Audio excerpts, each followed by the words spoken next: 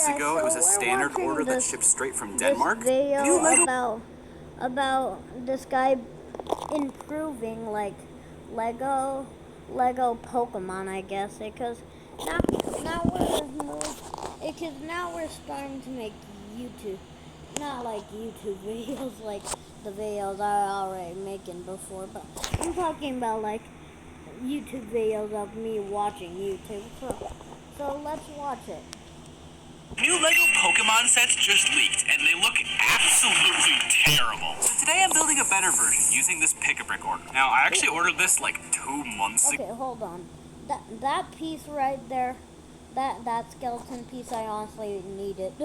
It was a standard order that shipped straight from Denmark, so it was way before any of these leaks actually happened. I just thought this post I saw online looked cool, and I wanted to build it myself. So huge shout out to the Stone Wars blog. It's an independent fan site run in Germany. I had never heard of them before this, but it seems they do some great work, so I'm definitely following them in the future. And it's very funny when I clicked on the actual website article itself. The author of it was Jonas Krom, who's designed the amazing Bricklink designer Mushroom House in Mushroom Village. I still have to do a video about that on the second channel, but it's no surprise that he was able to come up with this design too, because he's an amazing builder. At the time they said that it could be built with 100% Pick-a-Brick parts. I don't think that's true anymore because Lego, retires sets and they retire parts off of their service. So if you want to build this yourself, I'll definitely link it in the description. You might have to substitute a few of these pieces. But yeah, the summer Pokemon sets leaked recently, and as other leaks had speculated, they're all Smart Brick compatible. Oh no. Instantly, it just feels gross that the only options for Pokemon fans, the largest media franchise in the world actually, the only options are adult statues that cost hundreds of dollars, or super dumbed down gimmicky sets that also cost hundreds of dollars, supposedly for kids. Now I will say that these definitely look better than the Star Wars Smart Brick sets. I know in my initial Smart Brick reaction video, I was a little bit more neutral on it. I was like, well, let's wait and see what it looks like. And after everything that has come out about it, trying them myself at Lego store demo tables, I am 100% against Smart Bricks. They don't really work as advertised. The sound quality and battery have been worse than we could have possibly imagined. Just the aggressive way they've been marketing it, and even strongly encouraging supposedly unbiased land creators to give a positive review or not go too hard on the sets because they're for kids. It's just put a bad taste in my mouth, and I personally have decided to boycott Smart Bricks and Smart Minifigs. Basically any sets that come in the system, I will not be buying them. I will not be making videos about them. The only thing I'd rather support less than Smart Bricks is the company stealing $200,000 worth of Lego from an elderly man. Seriously, if you somehow haven't heard of the insane Lego scandal that the entire internet has been talking about non-stop this past week,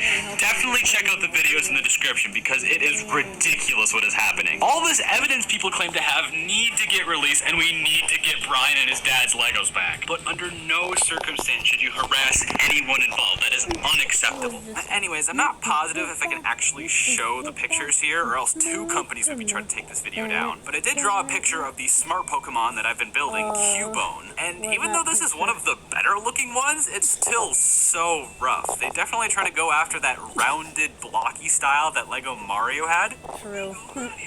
That's right. But while it kind of worked for Mario, to mixed response, most people hate it. I'm mixed about it. I don't think it works at all for Pokemon. Lego already has such a diverse parts catalog, but instead they've opted to make a billion new molds for the theme, which is going to make it way more expensive than it needs to be. And even with that, they didn't make them look good. They're just so...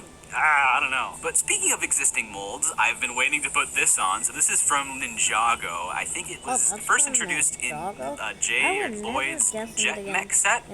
I didn't want to get that for this video because it's kind of expensive. But there is a set with this coming in the summer. I think that's only $20. So if you want to build this yourself and don't want to mess with Pick-a-Brick, that's an option. But I've been excited to clip this into the skeleton arms here and put the mask on. Hold on. Oh my god. Put the mask on, and we can have his eyes poking out the front, and this looks so much better than the blocky whatever version that Lego cooked up. Obviously, this specialized piece is doing a lot of the heavy lifting here. Like, it wouldn't work to build a bunch of the Pokemon in this scale, at least with the pieces that we have available. But if Lego's willing to make a bunch of new molds for every new Pokemon, if they could just make one new mold per Pokemon to make them all unique, kind of like Bionicle back in the day, people would love that. But instead, they had to massacre my my boy to fit this stupid thing inside it. I don't even know if people are saying they're blocky because the smart brick goes inside them, but some of them are a little bit too small to even fit them, so it's kind of unclear what the actual use of the smart bricks is. Most of them, by the way, don't come with a smart brick. They're smart brick compatible, and they don't even come with smart minifigures like the Lego Star Wars sets do. So I would imagine they'd hopefully be cheaper, but probably not.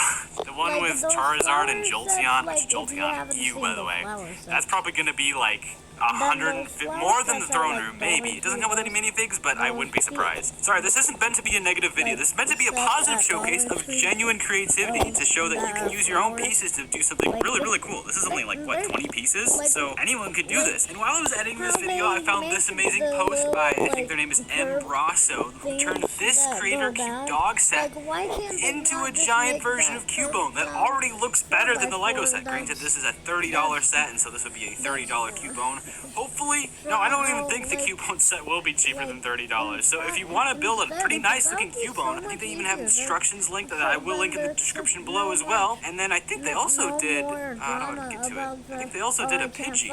Yeah, they turned the same set into a different Pokemon. So yeah, I really, really appreciate all the creativity out there in the Lego space. Companies are going to do company things, but I hope this video kind of encourages you that, you know, despite what the companies do, you don't even have to follow the directions. You can use your own creativity and have fun with Lego however you choose. And for the longest time, I've had the ridiculous idea to do a video building all like 1,000 Pokemon in Lego. I think that video would go mega viral. I'm just not the hugest Pokemon fan. In fact, my first ever Pokemon game was Pokopia, where I met Lil Cubone here, read his sad backstory. I built a little tomb grave pavilion area on the cliffside where he first shows up. I mainly got that game because of the creative side, because, you know, Lego's kind of my thing. But I stayed for all the cool little creatures. So I might try a future, like, the Winds and Waves game looks pretty good. Comment your favorite Pokemon and favorite Pokemon game in the comments, where I could start with that massive project. That's not going to be anytime soon, because I'm struggling to do a dinosaur video with 50 dinosaurs, so we'll see how that goes. Anyways, we've got 1 out of 1,000 complete for that project, so while I sort the rest of these pieces, I do have one more tidbit of interesting information to share. So several months ago, there was a comment on a brick clicker video, shout out to this Reddit post for finding it,